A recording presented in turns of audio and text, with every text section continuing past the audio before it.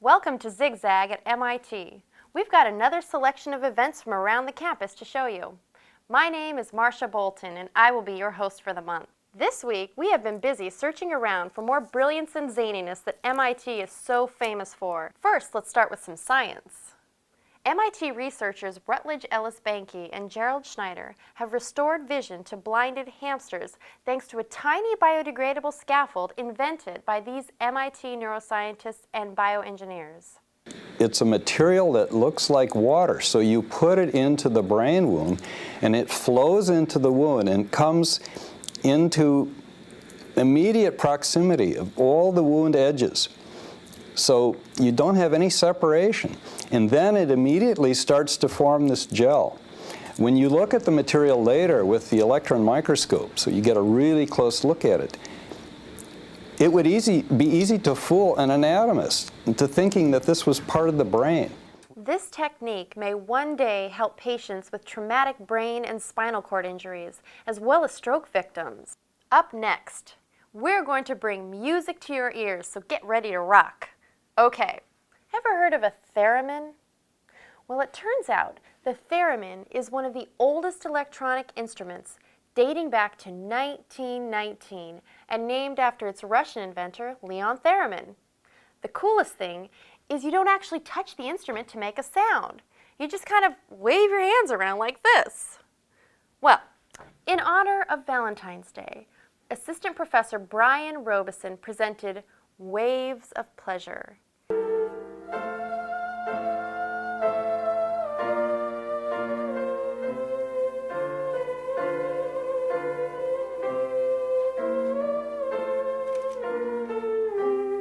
Pretty amazing.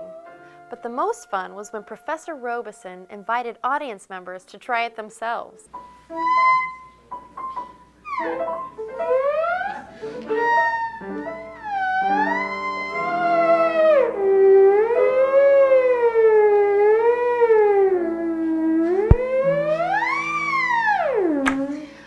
Although it might not feel like it from the weather, spring is definitely in the air. Last week, MIT students went on their spring break. We were curious what MIT students would do while they were away, so we decided to ask them.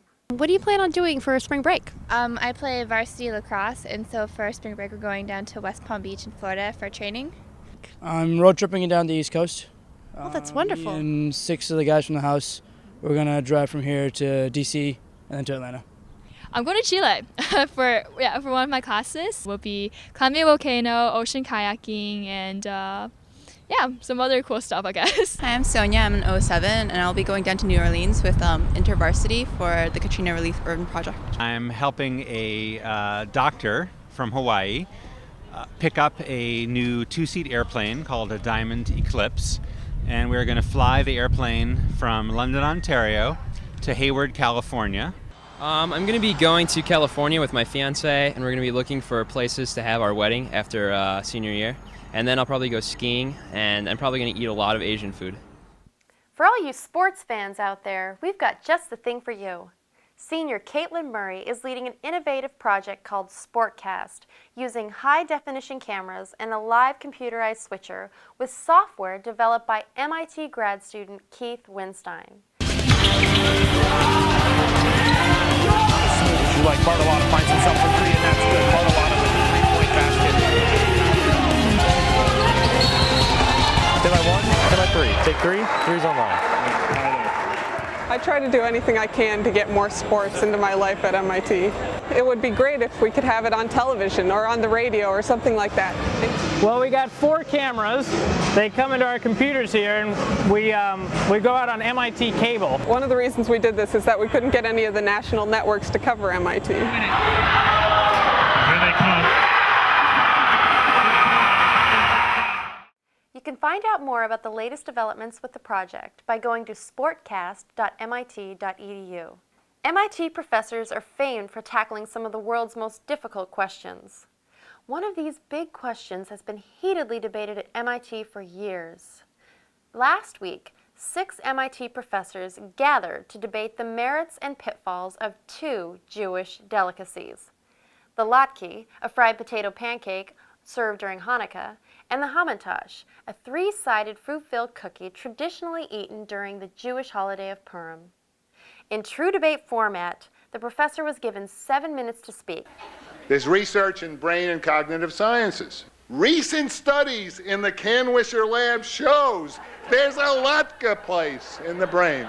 You show somebody a latke, lights up like a madman. You show somebody a Hamantash, nothing.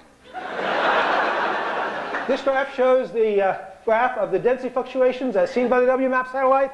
And as you see, the Hamantash curve fits it perfectly. The latke is a single, elegant trochee, a nice variation on the iambic norms of English verse. It's a classic. It is transparently superior to the ungainly double trochee of Hamantashen, which lends itself only to nursery rhymes and bad advertising jingles for good and plenty.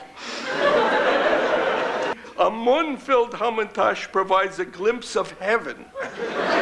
It is worthy of dreams.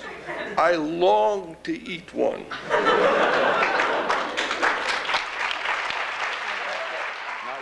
The competition was judged by the audience, and amazingly, it ended in a tie. Guess we're just going to have to wait till next year on that one. Thanks to MIT Hillel for providing the video footage. All right, that's all for now. We'd love to hear from you, so if you have any questions, comments, or show suggestions, please email us here. Marcia Bolton, signing off from ZigZag. Till next time.